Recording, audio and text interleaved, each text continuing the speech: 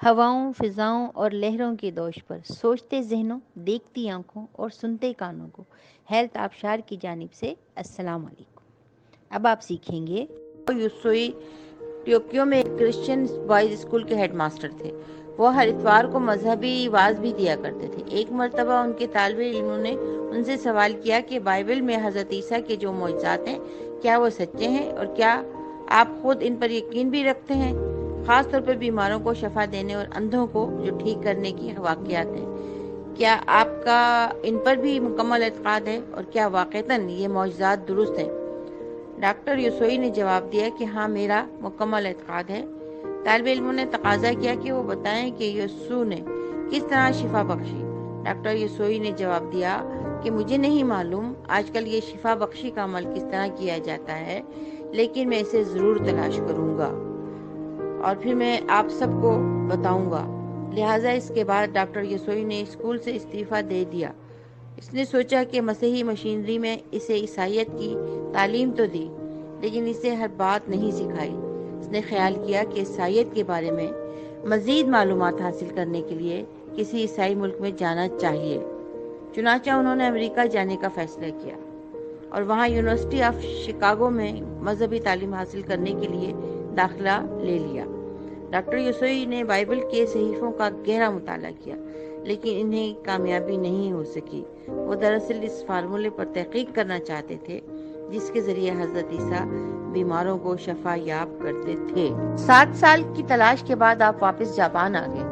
ان کا خیال تھا کہ بدھ مذہب میں بھی ایسے مریضوں کو اسی طرح شفا یاب کیا جاتا تھا، لہٰذا انہوں نے گوتم بدھ کے صحیفوں سے استفادہ کرنے کا ارادہ کیا۔ انہوں نے ٹوکیو کی بدھ خانقاہوں میں جا کر بدھ راہبوں سے شفا بخشی کے بارے میں دریافت کیا، لیکن اس سلسلے میں انہیں کہیں سے بھی تسلی بخش جواب نہیں ملی، رہنمائی نہیں ملی۔ آخر انہیں زین نامی ایک راہب مل گئے۔ انہوں نے کہا کہ وہ بھی اس سوال سے دلچسپی رکھتے ہیں۔ اس راہب نے ان کو اپنی خانقاہ میں آنے اور وہاں قیام کرنے اور تحقیق کرنے کی دعوت دی۔ ڈاکٹر یسوئی نے وہاں پہنچ کر بدھ صحیفوں اور کتاب سوترا کا مطالعہ کرنا شروع کر دیا۔ چونکہ بدھ مذہب ہندوستان اور چین کے راستے جاپان میں آیا تھا، اس لیے زیادہ تر کتب سنسکرت اور چینی زبان میں تھی۔ اس لیے ڈاکٹر یسوئی نے ان دونوں زبانوں کو سیکھ کر ان صحیفوں اور کتب کا گہرا مطالعہ کیا۔ آخر کار ان کو سنسکرت صحیفوں میں وہ فارمولے مل گئے جن میں کچھ ایسے اشارے اور علامتیں تھیں جن سے معلوم ہوتا تھا کہ گوتم بدھ شفا بخشی کے عمل میں استعمال کرتے تھے۔ انہیں وہ فارمولے تو مل گئے جن کی ان کو برسوں سے تلاش تھی، لیکن وہ یہ نہیں معلوم کر سکے کہ ان علامات کو کس طرح استعمال کرنا چاہیے۔ اس کے بعد انہوں نے ٹوکیو سے 70 میل دور ایک مقدس پہاڑ کورا یاما کے غار میں جا کر عبادت کرنے کا فیصلہ کیا، یہاں جا کر انہوں نے روزے رکھے۔ ان کا خیال تھا کہ عبادت کرنے سے شاید ان کو کوئی بہتر رہنمائی مل سکے۔ انہوں نے 21 پتھر اپنے سامنے رکھ لیے اور روزانہ شام کو ایک پتھر اٹھا کر وہ پھینک دیا کرتے۔ آخر 21ویں روز انہوں نے آسمان پر ایک چمکتی ہوئی روشنی دیکھی جو لمحہ بہ لمحہ ان کے قریب آتی گئی، جس سے وہ خوفزدہ ہو گئے تھے، لیکن انہوں نے اپنے اوزان بحال کرتے ہوئے سوچا کہ وہ اس کا بہادری سے مقابلہ کریں گے۔ دراصل یہ وہی لمحہ تھا جس کا انہیں انتظار تھا۔ یہ روشنی ایک چمکدار سفید روشن شعاع کی صورت میں ان کی آنکھوں کے درمیان میں ٹکرائی۔ یہ روشنی اتنی طاقتور تھی کہ ڈاکٹر یسوئی اچھل کر پیچھے کی جانب گر گئے، اور جب انہیں ہوش آئے تو انہوں نے دیکھا کہ دھنک اور نور کے بلبلے ان کے آگے رقص کر رہے تھے۔ یہ رنگین بلبلے آسمان تک پھیلے ہوئے نظر آ رہے تھے۔ آسمان ایک سفید چمکدار چادر میں تبدیل ہو گیا تھا، اور اس چادر پر انہیں وہ علامات نظر آئیں جو سنسکرت کی صحیفوں میں سنہری رنگ میں درج تھی۔ یہ دیکھ کر ڈاکٹر یسوئی کے ذہن میں ان کے استعمال اور معنی اس طرح ابھرے جیسے وہ علامات کہہ رہی ہوں، ہمیں یاد رکھنا، ہمیں یاد رکھنا، ہمیں یاد رکھنا۔ انہوں نے محسوس کیا وہ توانائی اور روشنی سے لبریز ہے، جبکہ 21 دن سے فاقہ سے تھے۔ ان کے لیے شفا کا اشارہ تھا۔ وہ بہت خوش ہوئے اور تیزی سے پہاڑ سے نیچے اترنے لگے۔ ان کا پاؤں ایک پتھر سے جا ٹکرایا، جس کی وجہ سے ان کا انگوٹھا زخمی ہو گیا۔ انہوں نے بے اختیار اپنے انگوٹھے کو ہاتھوں سے پکڑ لیا. پھر انہیں محسوس ہوا کہ درد فوری طور پر دور ہو گیا. یہ ان کے لیے دوسرا نشان تھا. اس کے بعد انہیں بھوک محسوس ہوئی، جس کے لیے انہوں نے قریبی دیہاتی ہوٹل کا رخ کیا، جہاں پر انہوں نے روایتی جاپانی ناشتہ منگوایا. ہوٹل کے مالک نے ان کے حلیہ دیکھ کر اندازہ لگا لیا کہ یہ روزے سے تھے، لہٰذا انہیں نرم غذا جیسے چاولوں کا پانی دینا چاہیے. لیکن ڈاکٹر یسوئی نے ٹھوس غذا لینا چاہی. ہوٹل کے مالک کی پوتی ان کے لیے کھانا لائی تو انہوں نے دیکھا اس کا چہرہ متورم تھا. ان کے پوچھنے پر اس نے بتایا کہ اس کے دانت میں درد ہے. آپ نے اپنا ہاتھ اس کے متورم رخسار پر رکھ دیا، جس کی وجہ سے اس کا درد ٹھیک ہو گیا. اس کے بعد آپ نے جو کھانا کھایا وہ بھی ہضم ہو گیا، جبکہ آپ 21 دن سے فاقے میں تھے اور معدے کو کوئی نقصان بھی نہیں ہوا. یہ ان کا تیسرا شفا بخشی کا نشان تھا.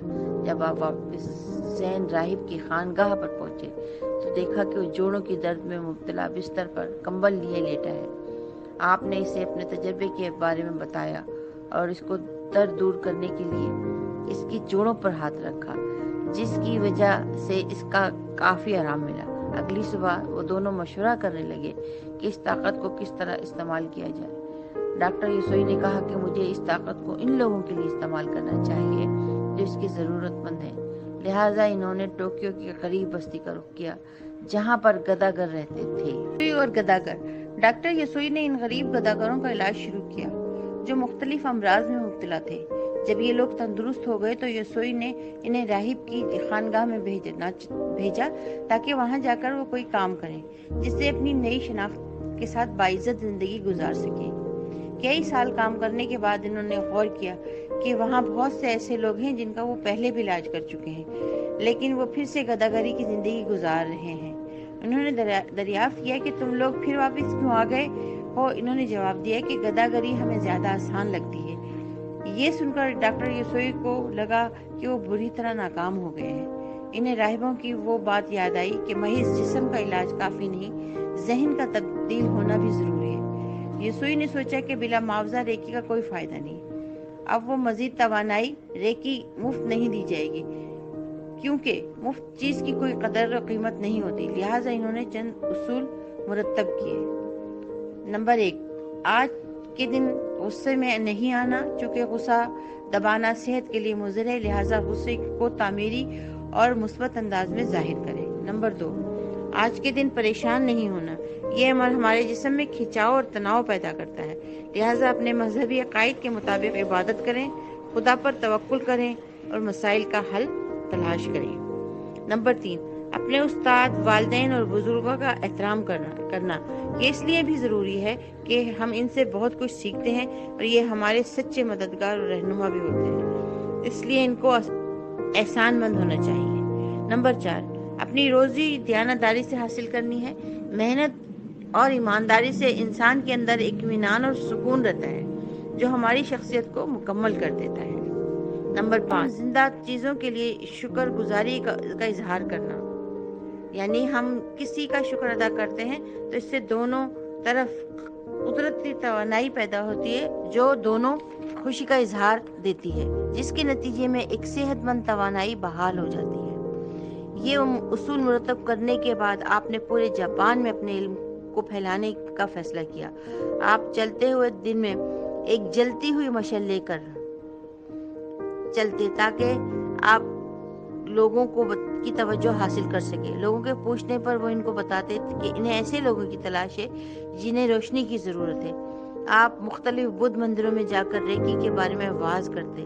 ڈاکٹر یسوئی کا پہلا شاگرد اسی دوران ان کی ایک شخص جو جیرو ہایاشی مل گیا.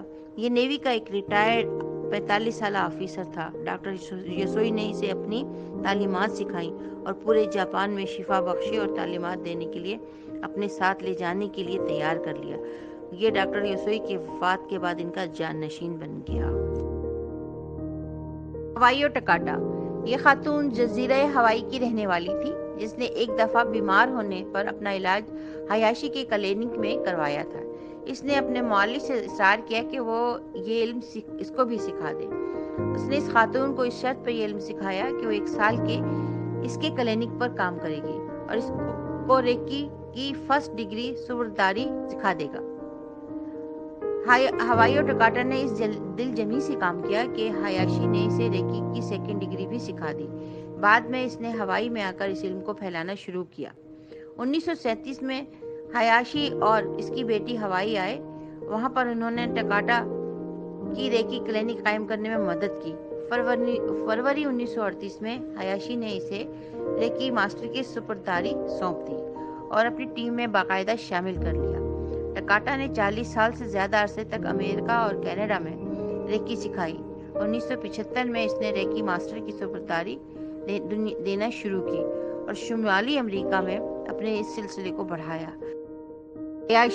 ہایاشی نے ٹوکیو میں پہلی بار ایک 8 بستروں پر مشتمل ریکی کلینک قائم کیا۔ اس میں ریکی دینے والے تمام مرد تھے جو روایتی لباس میں ملبوس ہوتے تھے۔ صبح کے وقت یہ کلینک میں کام کرتے اور شام کے وقت لوگوں کے گھروں میں جا کر ان کا علاج کرتے جو خود کلینک نہیں آ سکتے تھے۔ علاج کے لیے ریکی کے علاوہ قدرتی جڑی بوٹیوں سے بھی علاج کیا جاتا۔ اسی دوران دوسری جنگ عظیم کے آثار شروع ہو گئے۔ ہایاشی کو یہ خطرہ لاحق ہو گیا کہ کہیں اس کو دوبارہ عسکری خدمات کے لیے نہ بلا لیا جائے۔ اس خیال کا مقصد انسانی زندگی بچانا ہے، جان لینا نہیں۔ اس نے ایک دعوت کا اہتمام کر کے اس میں اپنے حلقہ احباب کو مدعو کیا اور ضیافت کے بعد اس نے خودکشی کرنے کا اعلان کیا۔ نوٹ: میرے خیال کے مطابق اس کو یہ قدم نہیں اٹھانا چاہیے تھا، جبکہ ریکی کائنات کی وہ توانائی ہے جو مثبت اور انسانی تندرستی کو بحال کرتی ہے۔ وہ تو خود اپنی قوتیں دوسروں میں منتقل کرتے تھے۔ عزیز ساتھیو، یقیناً آپ کو ہماری یہ کاوش پسند آئی ہوگی۔ میں اور ہماری پوری ٹیم دعا گو ہیں کہ آپ خوش رہیں، آباد رہیں اور لوگوں میں خوشیاں تقسیم کرتے رہیں۔ ہمارا چینل سبسکرائب کرنا مت بھولیے گا۔ شکریہ۔ اللہ حافظ۔